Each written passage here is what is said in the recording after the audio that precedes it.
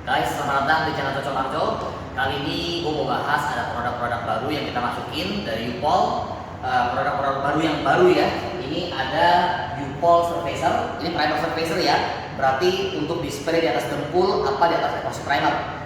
Cuma bedanya apa? Kalau yang dulu kita masukin warnanya adalah spectral gray. Yang ini warnanya black. Ini kalian bisa lihat di sini. Yang ini black, yang ini white. Jadi kalau misalnya kalian mau ngecat mobil hitam, lebih baik mendingan pakai primer surfacer yang black. Kalau kalian mau orang mobil putih, pilih yang white. Lalu kalau misalnya kalian mau bikin, misalnya bisa dicampur sendiri ya. Jadi misalnya kalian mau bikin dark gray, 90% hitam, 10% putih, atau mau bikin light gray, 90% putih, 10% hitam. Jadi kalian bisa mixing sendiri.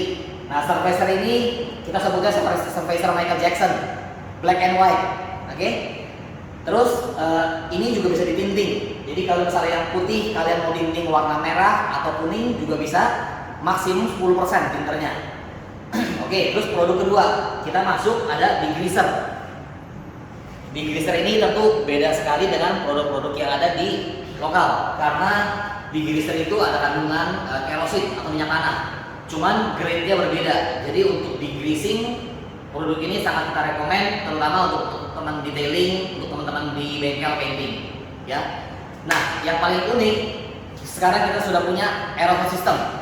Ini adalah premium aerosol dari U-POL dan barang-barang itu menurut gua sangat-sangat unik dan antik. Jadi kalian dengarkan ya, sabar ya. Oke. U-POL punya 11 nomor, dari nomor 1 sampai nomor 11. Tapi kita nggak masukin nomor 3, 6, dan 11. Karena 3 itu spot primer, 6 itu white solvent seperti degreaser, dan nomor 11 kita nggak masuk. Jadi kita hanya ada barang-barang tertentu yang kita masukin yang menurut kita ini masih bisa jalan. Oke, ini adalah nomor 1, ini adalah clear 1K. Ini bisa dipakai, bisa untuk headlamp, bisa untuk bodi mobil. Tapi karena kalian tahu ini 1K, ini nggak pakai hardener, jadi curingnya juga lebih cepat.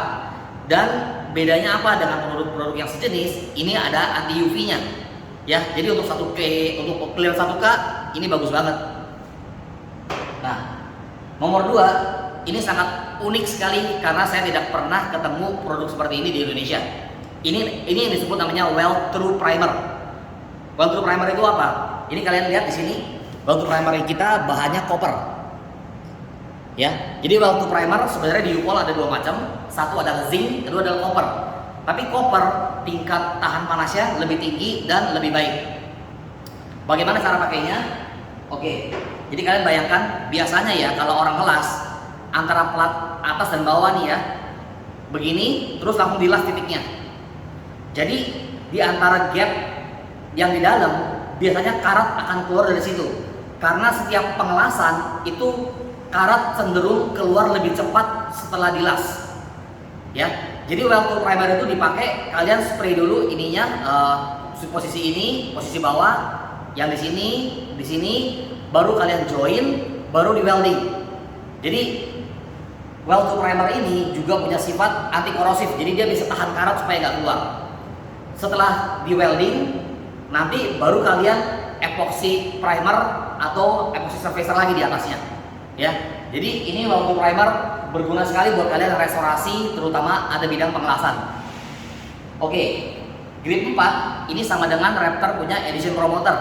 Jadi ini sering dipakai biasanya untuk part plastik, tapi dia bukanlah PP primer, dia bukan PP primer.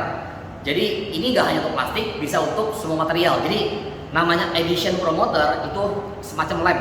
Jadi bisa dipakai untuk semua bahan dan semua material cat, ya. Ini seperti lem. Jadi di mana bidang-bidang yang kalian nggak bisa painting, bisa spray ini dulu 2 lapis, baru kalian cat. Oke, saya pindah dulu ke nomor 7 ya. Nomor 7 ini adalah guide code. Sekarang tren itu sudah mulai pindah ke dry sanding untuk semua bengkel. Mereka udah nggak pakai wet sanding. Guide code ini warnanya hitam. Dan ini berfungsi untuk melihat tinggi atau rendahnya permukaan. Jadi ketika kalian dry sanding, kalian tahu kalian hilangkan hitamnya. Jadi ketika di spray di panel, tidak usah semuanya hitam banget. Asal light coat aja, kelihatan ada hitamnya, kalian sanding di situnya. Oke. Terus yang ini juga sebenarnya bisa dijual sebagai satu paket. Oke.